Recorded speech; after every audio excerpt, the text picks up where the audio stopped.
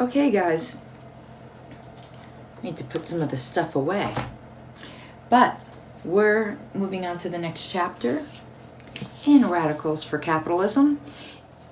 I probably should try to hook up the better sound to this. I'm doing this late. Sorry, it's 2 in the morning. To my iPhone, but I didn't. So we're just using the regular sound.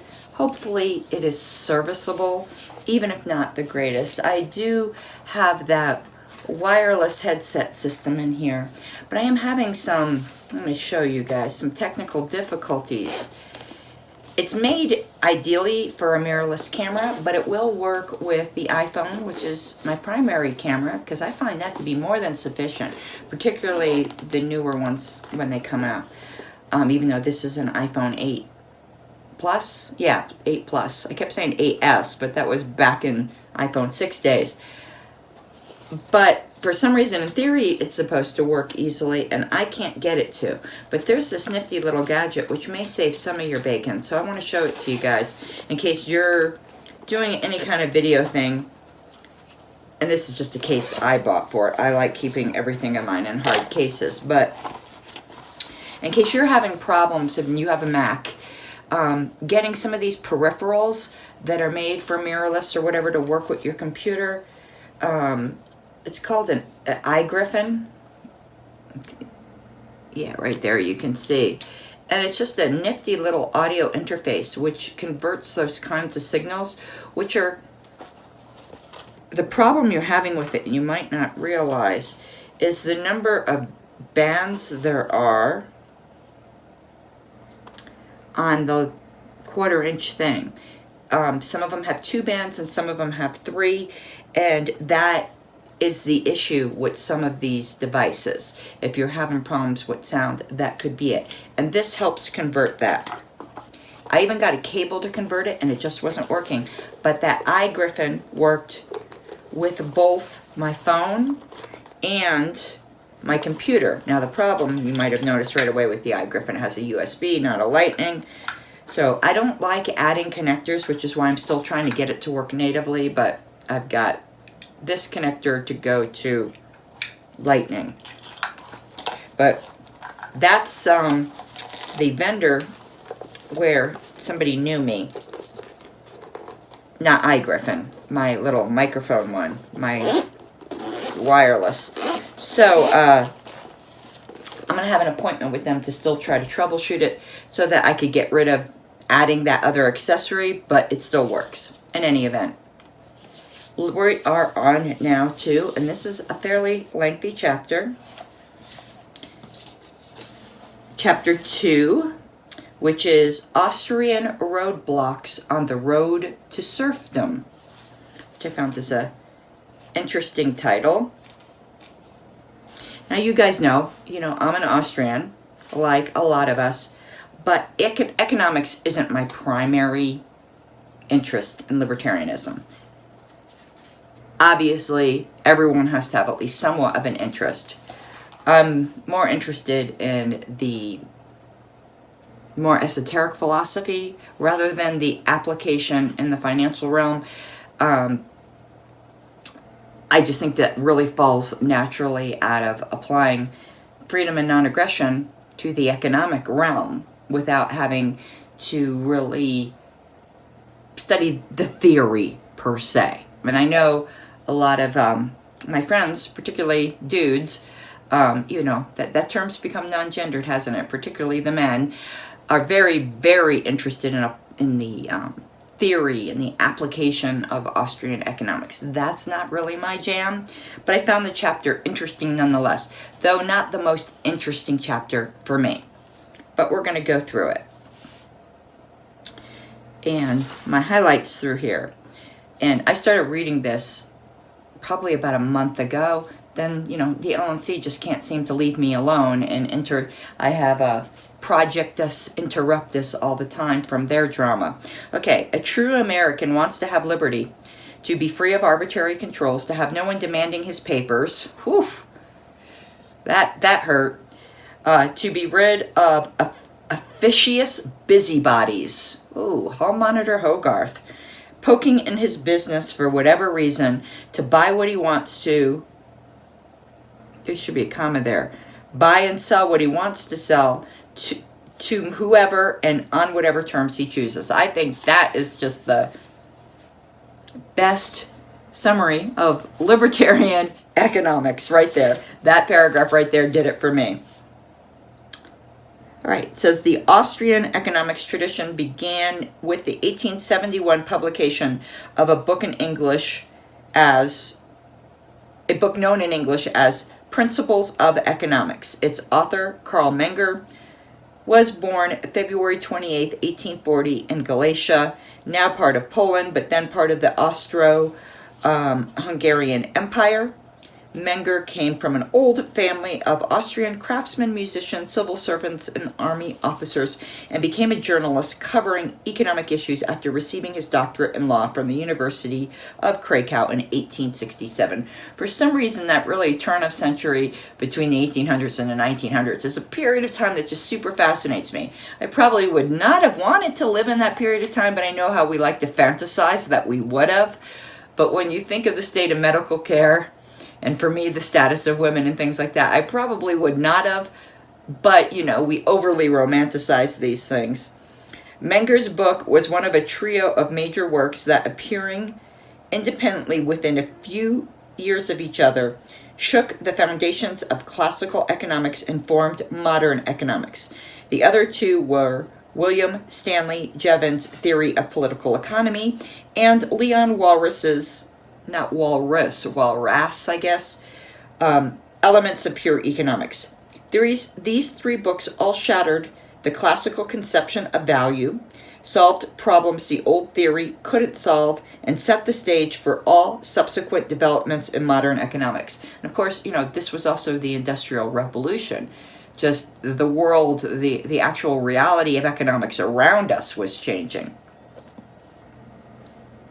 Menger's tradition has been connected intimately with modern libertarianism.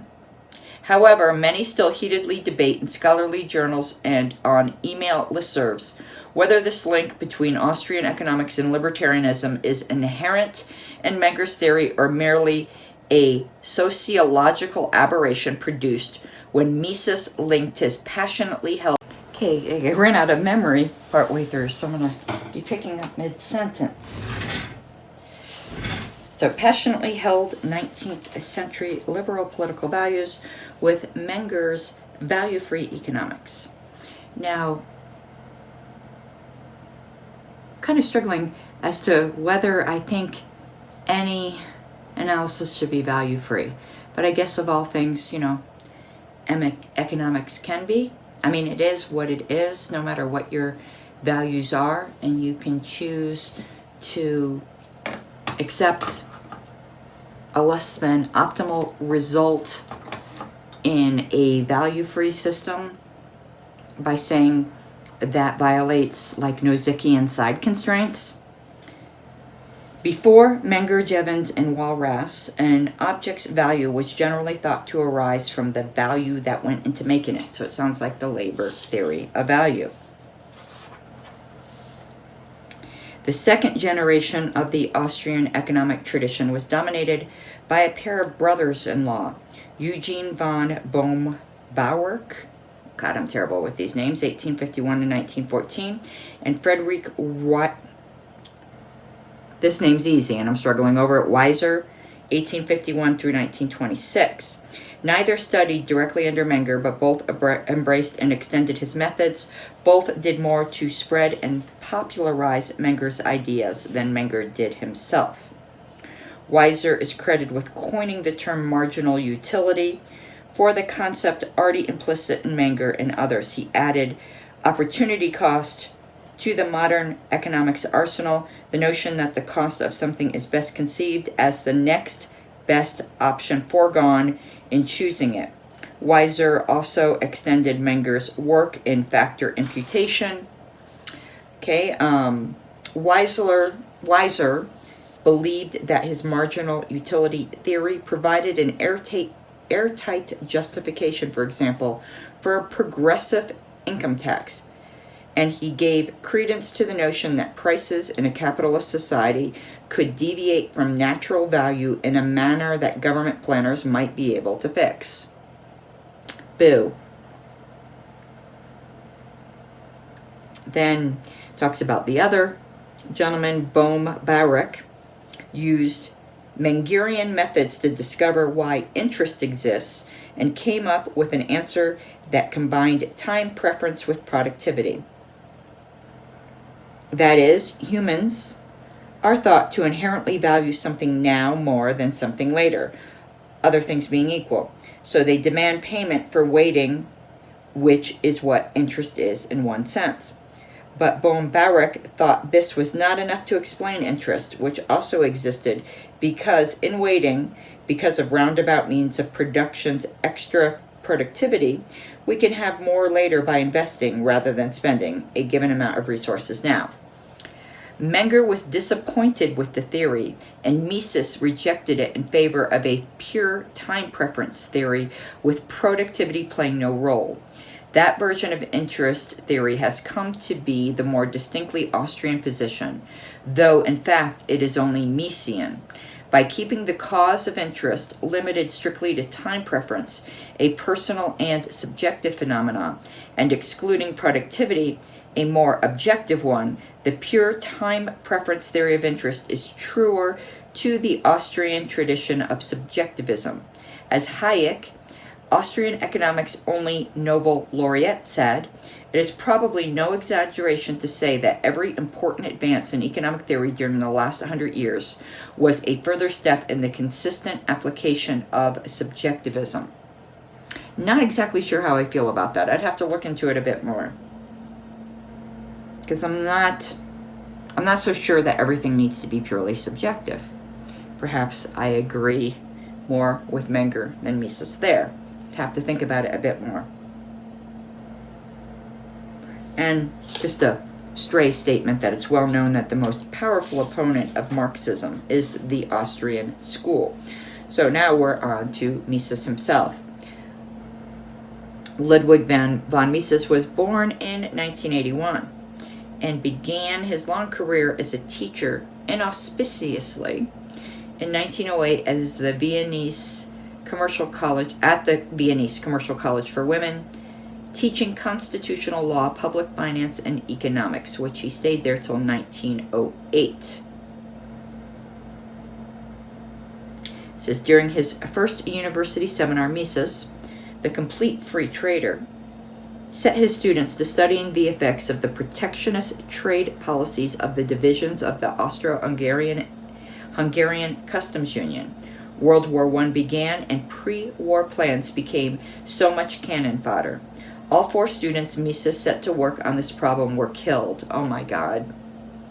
Went missing or were taken prisoner during the war. He never saw any of them again. Oh, fucking sad. The human casualties.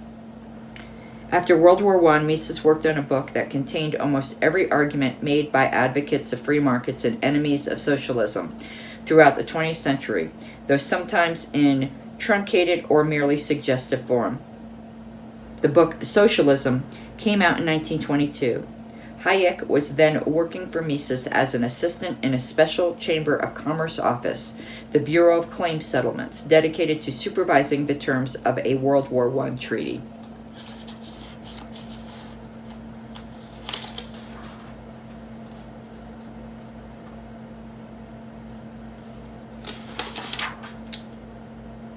And speaking of the book Socialism, it says, to none of us young men who read the book when it appeared, the world was ever the same again. Socialism's most famous contribution was Mises's hotly debated demonstration that socialism in a dynamic industrial economy would lack the ability to rationally calculate, or as is generally known, his proof that socialism is, quote-unquote, impossible. Some of Mises's modern-day devotees have attempted to backpedal from the sheer boldness. Continue. I had a low battery thing. From the sheer boldness of this assertion, Don Lavoie, a student of the debate, insists that Mises meant nothing more meant something more limited than sounds by impossible. Just that socialism couldn't meet its stated goals of keeping an industrial economy running with a high level of productivity. Mises defined socialism, as did most socialists of the time, as full public ownership of the means of production. Partially, no doubt, in response to some of the strength of Mises's arguments, the definition of socialism as public ownership of the factors of production has almost disappeared today. Though people will, resurrect that ghost when they're trying, certain modern socialists trying to distance themselves from the accusation of socialism will revive this old definition to say they aren't socialists. I think we've seen this bait and switch, all of us, before. The word is now often applied merely to welfare states with a good deal of state ownership and management. In Mises's day, though, his definition was uncontroversial and even his opponents accepted it. Ironically, the staunchest of modern Misesians, represented by Murray Rothbard and Joseph Salerno, end up agreeing with the perspective of Mises's opponents in the 1930s, who claimed that Hayek and Robbins retreated from Mises's strong claim of impossibility for socialism later in the debate. They merely concluded, it was said, that because of the knowledge problem, the inability of any one planning board to know everything about the resources available and people's expressed desires for things, and the complications of the simultaneous equations, a market-imitating socialist computing state would have to solve, socialism would be horribly impractical. I still think pure socialism, is impossible. I will stick with Mises's original assertion and believe that he meant it. Don Lavoie attempted to unravel this complicated question in his book Rivalry and Central Planning, 1985. He concluded that Mises and his colleagues did not retreat, that in fact Hayek's later arguments, while merely an elaboration of what Mises originally said, shifted emphasis slightly in order to counter new arguments brought forward by the socialists after Mises's first attack.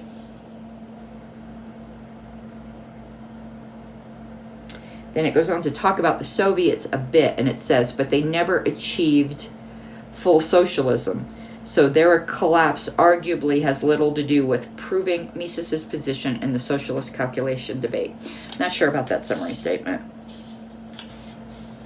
I'm going to pause for a second to charge my camera, and because these large file size, I'm going to transfer it off of my phone, because when I make it, not that you need to know all this, but when I make it larger, sometimes it doesn't want to transfer. Okay, I know you didn't even know it's gone because I've stitched all these together, but back, bitches. I think I need a t-shirt that says that. I'm back, bitches. We're still here, bitches. Something like that, right?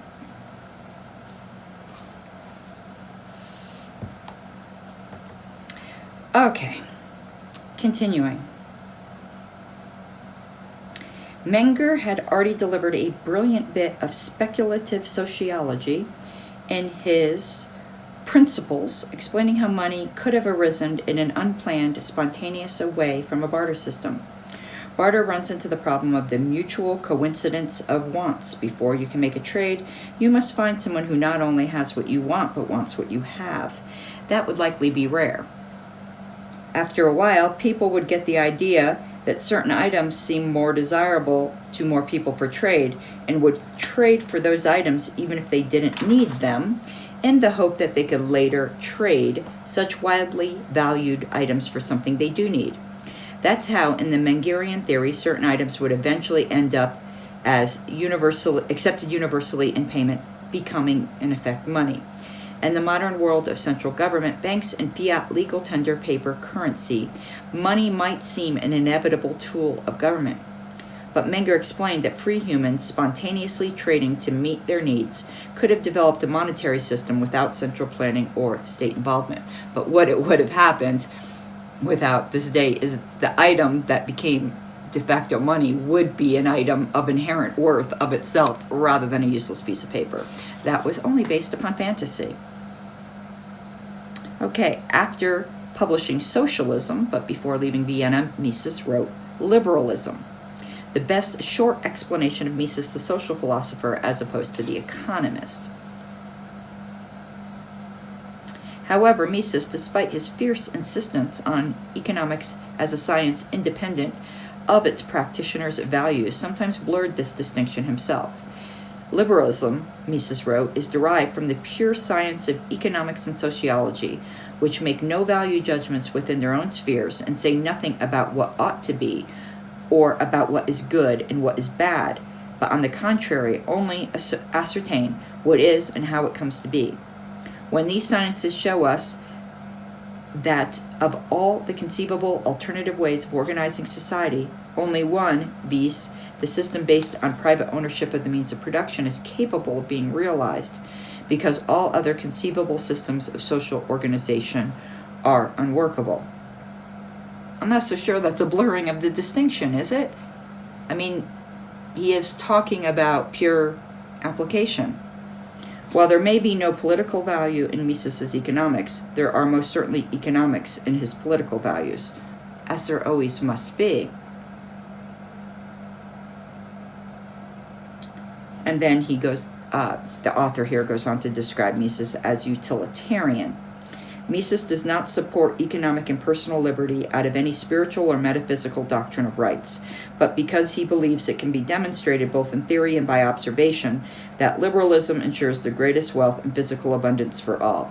Now, that is completely opposite to me. I come from a metaphysical theory of rights, unapologetically. His liberalism is a doctrine of peace for the same reason. Mises argues here, as he does elsewhere, that universal liberalism is the only sure means for international peace. Only in a world where all men are allowed to benefit from each other's productivity through universal free trade can the resentments, grievances, and cries for colonialism and Lebensraum. It's a word I don't know. Let's look that up as I do, which is the best way to grow your vocabulary. When you run into a word you don't know. Crap, my computer is so fucking slow. I've got 3 computers running now. I got this one processing video, that one processing video, and then this one just sitting here apparently with a beach ball because I need to reboot it, but I've got too many windows open that I'm in the middle of doing crap that I don't want to reboot it. But I think I'm going to need to. So I'm looking up Lebensraum, but it's going to take a while. It says, the territory that a state or nation believes is needed for its natural development, especially associated with Nazi Germany. I wonder if you would use that same term like for the whole idea in the early US of manifest destiny. So I'm going to look up that word and manifest destiny, because I think that would seem to be related to me. I do these rabbit trails. Yeah, it says here that Adolf Hitler's Lebensraum was the manifest destiny for Germany's romanticization and imperial conquest of Eastern Europe. Okay, and then there's in Quora, how is manifest destiny different from Hitler's Lebensraum? This really just goes to show, not trying to get all racial here, but like white superiority maybe, as opposed to the natives. Because it says here, main difference, manifest destiny worked. Did it? The natives would, the Aboriginal Americans would think differently. Through military might, the U.S. annexed vast amounts of land belonging to people they considered inferior. Lebensraum didn't work. Okay, well, this is like a might makes right thing. But ideologically speaking, they were the same thing. We're the chosen people. It's our right to conquer and expand. And I tend to agree with that statement.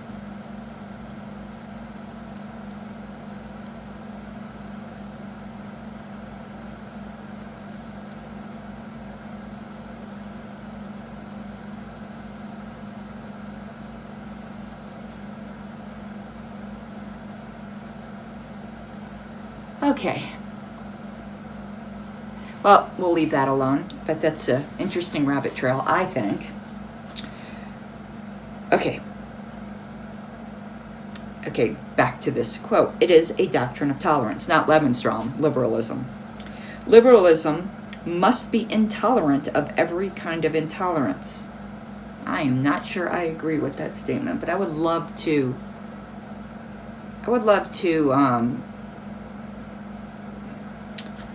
explore that in a future show.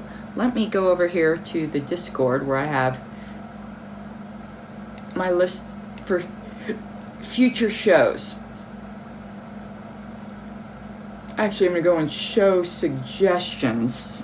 I'm going to suggest this to myself. What about this quote from Mises? Liberalism, quote, ... must be intolerant of every kind of intolerance.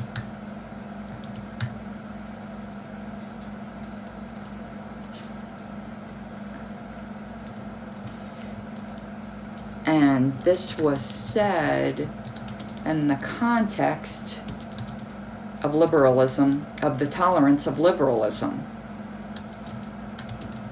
I'm not typing well today. Well, it's because of these claws. I'm learning how, look how long these are. It takes a while to learn how to type with them. You have to type with the pads of your fingers, and only certain keyboards can do that. It said in the context of the tolerance of liberalism. Okay, so if you want to have these kind of discussions with me, you guys are all allowed to be, allowed's the wrong word, granted access to the private Discord. Let's talk.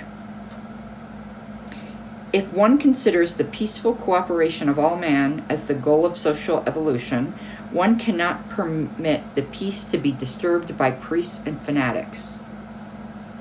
That sounds... What if people want to be disturbed by...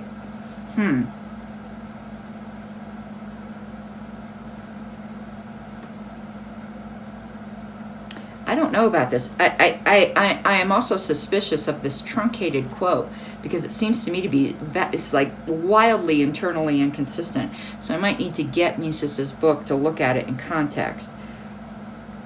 Liberalism proclaims tolerance for every religious faith and every metaphysical belief, but I guess not those of priests and fanatics. Not out of indifference for these higher things, but from the conviction that the assurance of peace within society must take precedence over everything. Okay, that was the end of the quote. Private property is the cornerstone of Mises's liberalism. All the other demands of liberalism result from this fundamental demand. If property is respected and protected by law, the other attributes of Mises's liberalism will naturally flow. Mises saw his liberalism as a revival of the dominant social philosophy of the 19th century, eclipsed in the 20th by false, bloody doctrines like statism and nationalism.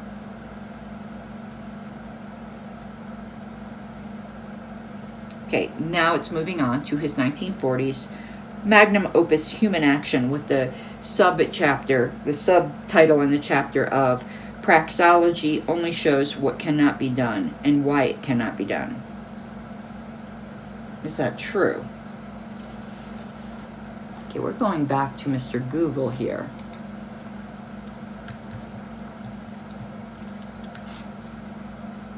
We'll go back to the beach ball again, of course, because there's something I want to look up.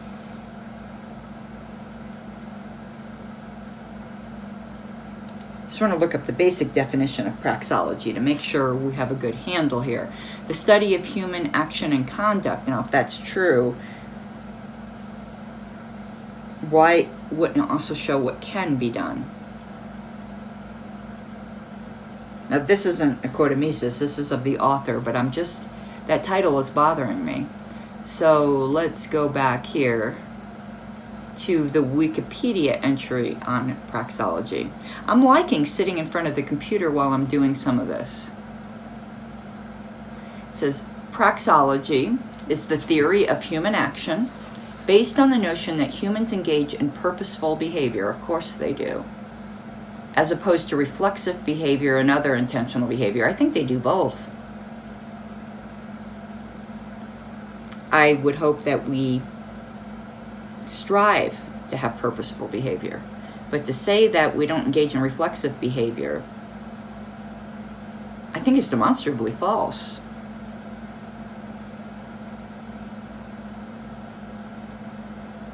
Oh, there's another word here, Eritology. Following that, Praxology, which is the second part of ethics.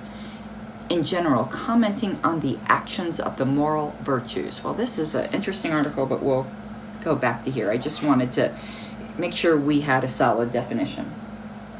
And this video is at 88%. The one I'm doing over here. Hey, Ryan Brown is online on my Discord server. Ha! He asked me, it's 3:30 a.m. Are you planning on sleeping tonight? I will sleep when I am dead.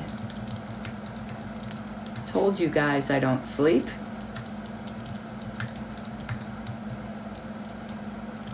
Okay. Can you imagine if I was doing drugs, how little I would sleep?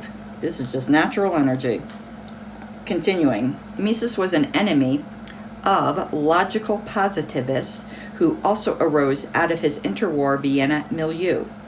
Logical positivists believe that all human action has to be reduced to empirical sense impressions, rejecting theory entirely. Mises rejected their standard of proof and defended a purely logical method in the social sciences that doesn't rely on empirical evidence at all. He called this purely logical science of human action praxology, a term neglected by most beyond Mises's own students and devotees. Now it seems that he's defining praxology different than what I just looked at. Now, his definition is one that I'm more familiar with. That's why I was kind of like puzzled by what I found online. That the purely logical... So I guess I see where it's going through. It would be purely... Well, I don't think a notion that humans engage in purposeful behavior means it's necessarily logical behavior. Can't you be purposefully illogical? Or is this definition assuming that illogicality is reflexive? I might want to have this discussion online.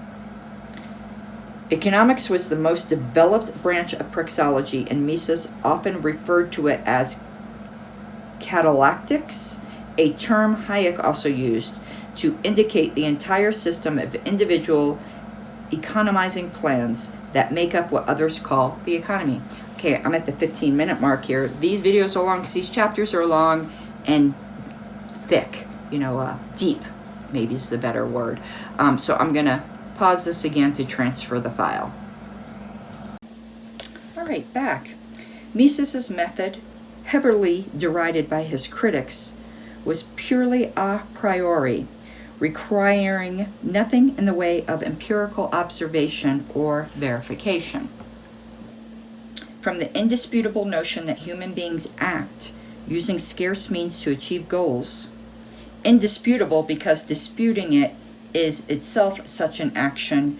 It requires using one's time, one's energy, one's breath, the calories from the food you eat, all scarce resources to achieve your chosen goal of disputing the fact that humans act to achieve goals. That is actually the classical, or not classical, but classic argument for argumentation ethics, actually. And it's a form of presuppositional apologetics, as it were. People in Christian circles will know what I mean by that. And I love it. I'm here for it. Mises deduces all economic concepts. As Mises explains it, as thinking and acting men, we grasp the concept of action. In grasping this concept, we simultaneously grasp the closely correlated concepts of value, wealth, exchange, price, and cost. They are all necessarily implied in the concept of action, and together with them, the concepts of valuing, scale of value and importance, scarcity and abundance, advantage and disadvantage, success, profit, and loss. The logical unfolding of all these concepts and categories in systematic derivation from the fundamental category of action and the demonstration of the necessary relations among them constitutes the first task of our science. There can be no doubt whatever concerning the a prioristic, I like that word, character of these disciplines. That is the Misesian method in a nutshell, and again, I'm here for it.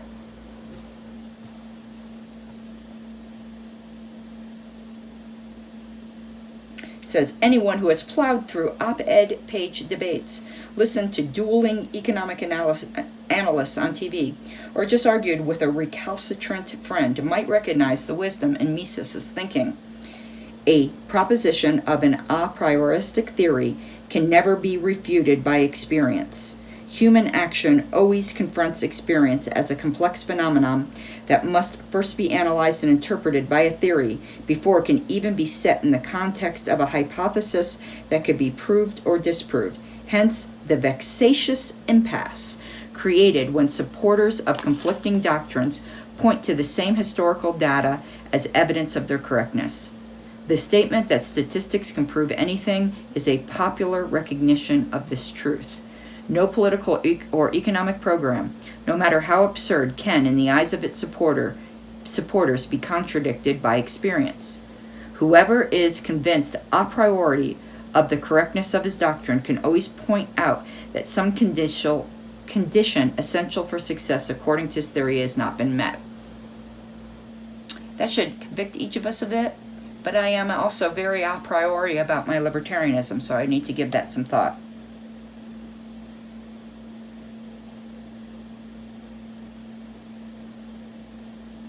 And here's, it says that this logical, experienceless method and its apodictic, meaning it's just assertion of correctness, certainty, frustrates Mises' opponents and some supporters as well, not me. And it says have led some former Misesians, such as David Prichko, never heard of him, to question the base of his whole edifice. And here's a quote from one of the former Misesians. The claim of apodictic certainty tends to break down into a kicking, stomping, unreasonable, and apoplectic certainty in the face of criticism. It just seems to me that you just don't like it. These sorts of words of kicking, stomping, unreasonable, and apoplectic sometimes to me function just as ad hominem. In fact, it is but a small step, or logical deduction, as it were, to conclude that those who do not fully embrace the praxeological system are either morally suspect. No, I don't ever come to that conclusion. That is, they really do recognize the truth within praxeological thought, but refuse to endorse it. No, that smacks too much of sort of the Bible's assertion, which, you know, as a Christian, God can make this assertion, but it sounds very obnoxious coming from people, and I really just do not recognize people use this as an argument, because you sound like a real tool when you say that, what is the scripture? All men know in their hearts, basically, that there's a God. You just sound like a dick when you insist that to an atheist, like God can say it, but really, my thoughts. Or nihilistic, that is, they reject logic and the primordial fact of human action, or just plain stupid. I don't know, I think he's projecting here. This approach to the community of social scientists, oh, dear me, the community of social scientists, leaves praxology with little evolutionary potential. Oh, dear me, not everything has to have evolutionary potential. I'm sorry, I'm being a dick myself, aren't I? And may merely attract those who are predisposed to dogmatic thought or his ideology. Okay, I don't care if I'm being a dick to this guy, because he's getting what he serves.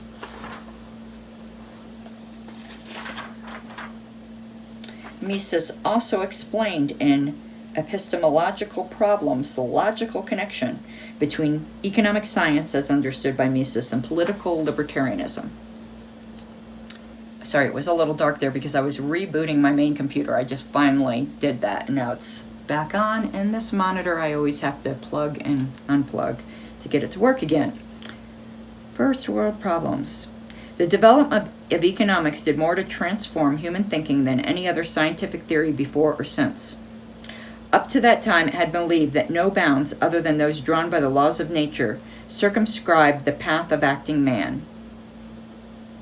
Isn't economics part of the laws of nature, though? I've always considered it such. It was not known that there is still something more that sets a limit to political power beyond which it cannot go. In the social realm, too, there is something operative which power and force are unable to alter, and to which they must adjust themselves if they hope to achieve success. And here's where we get the title of the chapter. People see in the teaching of the sciences of human action only the depressing message that much of what they desire cannot be attained. The natural sciences show what could be done and how it could be done, whereas praxology shows only what cannot be done and why it cannot be done. I don't know. I'm going to need to read that more in context. And then the author of this work summarizes, which I would agree, what government cannot do is one of libertarianism's most important messages. I agree. Continuing. And I'm doing some logins here. Mises thought the world of his colleagues and students.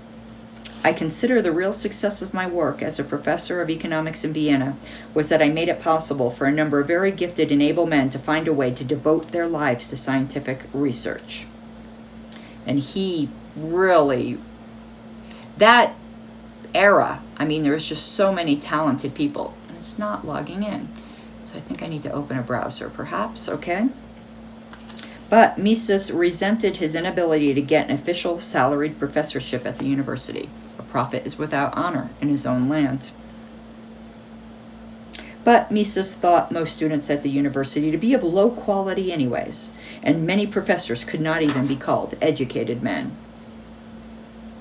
Now, for a while, it says here that Mises was a confirmed bachelor, but at a dinner party in 1925 at the home of his student Fritz Kaufmann, Mises met a widowed ex-actress named Margit Sereni and began a curious courtship. Long stretches of no contact. This sounds so freaking autistically libertarian. Mises calling Margit on the phone and then not saying a word. Oh my God. He never permitted her to meet his mother, with whom he lived. Mommy issues, eh? Only after she died did Mises insist Sereni marry him.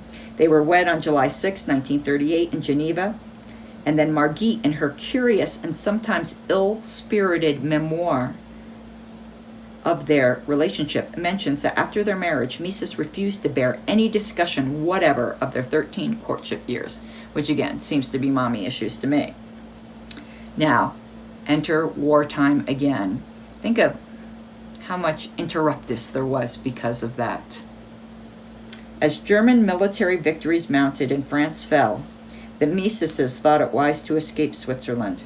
In the summer of 1940, they began difficult machinations to emigrate to the United States.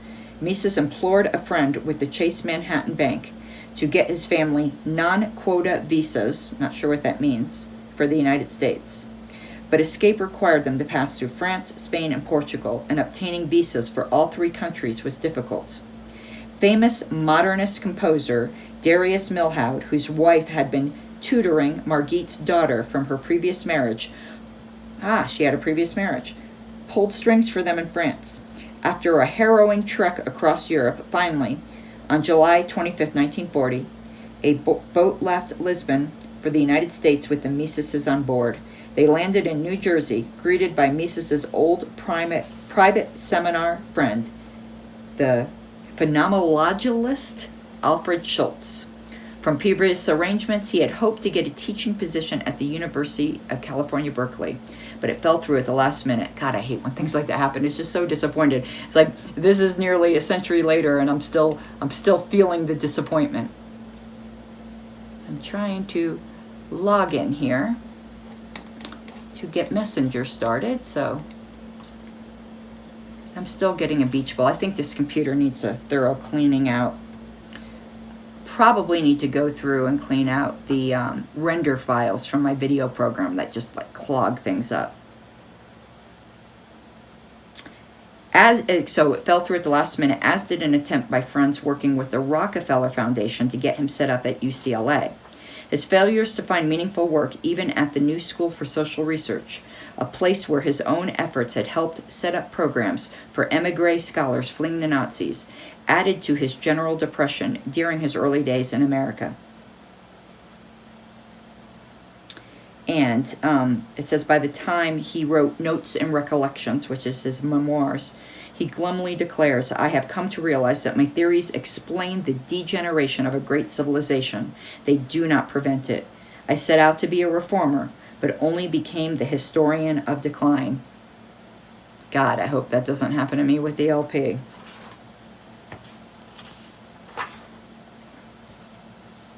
And then the next subchapter title. And these subchapter titles are quite interesting in and of themselves. And it says, "Economics as such is a challenge to the conceit of those in power." Boy, this is just a long section. This is probably going to be nearly an hour. Oh my God. Need to transfer this file. So Mises's major work during his first decade in America, and most estimations the major work of his life, was a nearly 900-page, thoroughgoing treatise on every aspect of economic science called Human Action. Almost every idea Mises ever expounded is in this book, though not always in its most detailed form. His analysis in Human Action is, as always, utilitarian and value-free. He always insists that government interventions fail on the terms of those who desire them to achieve what they want. Throughout Mises's economic analysis is in the classic Austrian style, subjective, individualistic, and free of math. I love it already. Just checking on some progress over here. Then it moves on to the Mises acolyte, maybe, Hayek. And the subchapter title is "Point Out Barriers to Further Advance on the Path Chosen by Others." So in describing Hayek, it says he is also in some ways the least libertarian of the major libertarian influences of the 20th century by many other libertarian lights. And that's always been my opinion. I have never been a Hayek fan. And I just recently went through The Road to Serfdom, and I did not enjoy it. Call me a heretic.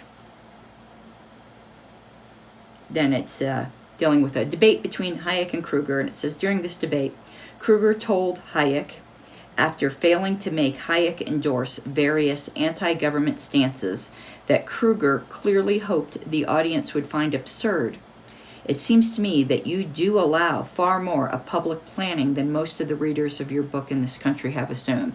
And that was always my impression, that it was quite a bit still allowing of statism. And it says, indeed, while almost all of his consistent admirers call themselves libertarian, those who might prefer to call themselves conservatives are kept at arm's length by one of Hayek's most famous essays, Why I Am Not a Conservative, which concluded his thorough exploration of his vision of the free and prosperous Commonwealth, the Constitution of Liberty. Hayek's thought does not necessarily provide ammunition for a philosophy of consistent and uncompromised freedom. I've always felt Hayek was more like the Beltway Cato type of thing. And Hayek summarized his own contribution to economic science thusly: "What I had done had often seemed to me more to point out barriers to further advance on the path chosen by others than to supply new ideas which opened the path to further development." And there is a value in that. And then it goes on to the rivalry between Hayek and his friend Keynes. It says, Hayek was invited to lecture at the London School of Economics in 1931 by his friend Lionel Robbins, which led to a long-term appointment there. Hayek's theorizing on the cause and cure of business cycles spurred on his career, and it also spurred him into a long and heated clash with his personal friend and intellectual adversary, John Maynard Keynes, the most influential economist of the 20th century, unfortunately. Keynes was a man, according to Hayek, who was neither a full master of the body of economic theory then available, nor really cared to acquaint himself with any development which lay outside the Marshallian tradition. His main aim was always to influence current policy, and economic theory was for him simply a tool for this purpose.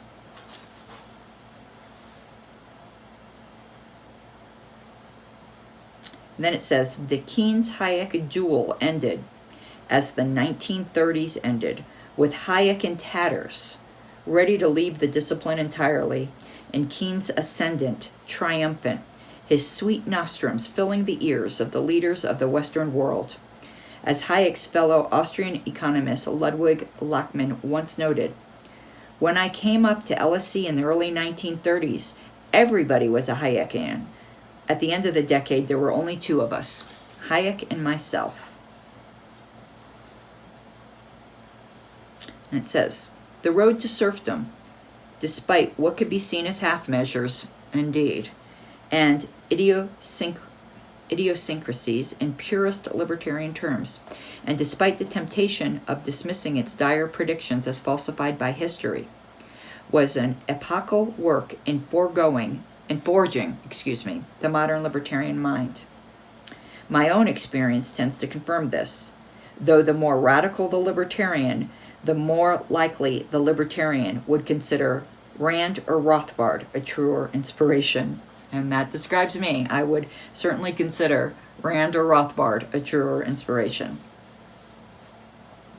It says, Hayek is generous with the powers he grants to government, and is contemptuous of laissez-faire as a philosophy of government and economy. In the final chapter, he makes an impassioned plea for world government, even calling it the apotheosis of 19th century liberalism. Still, Hayek garnered praise from some fellow intellectuals who were more modern liberal than libertarian, mostly those who still had classical liberal leanings such as George Orwell, and even Hayek's old friend and adversary Keynes, who claimed, in quotes, to find himself in agreement with virtually the whole of it, and not only in agreement with it, but in a deeply moved agreement. Of course, Keynes, didn't really mean it. In the same letter, he went on to talk about how the real key was to make sure the right people were doing the planning and everything would be fine. The cult of the omnipotent state. And Keynes' spirit continued for decades to animate an elite of planners, regulators, and restrictors of social orders and markets. Barack Obama, anyone? A war still raged over the nature of government and of economic management. Keynes was still winning and Hayek was still losing, and America was, unfortunately, I added the unfortunately, on Keynes' side. Now that is the end of this chapter. The next chapter, and I do not like the name of it. At first I liked it, I was curious, and then when I discovered what it was, I didn't like the name of it. The name of it is The Three Furies of Libertarianism, and it's talking about three prominent women. But I don't like the name of it because it seems to buy into the stereotype of, like, intellectual women as ballbusters, I guess. And the Furies weren't particularly sympathetic characters in Greek mythology. They visited vengeance and madness upon people. But that's what we will get to. And it starts on page 113. I like to look ahead and see how long these chapters are. They are very long, which is why it takes a while to go through them. Through 147. I think that's a little shorter than this last chapter. And that's what we will be going through next, to put these pieces together and get them uploaded for you.